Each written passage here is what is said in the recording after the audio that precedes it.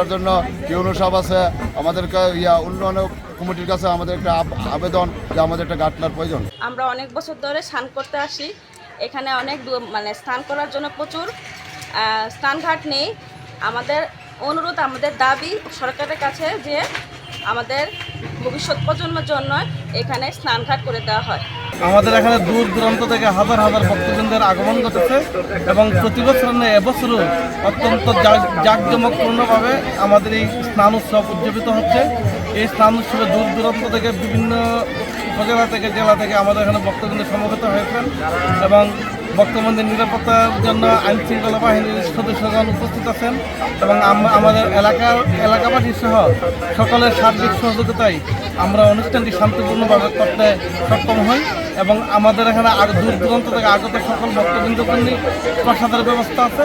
এবং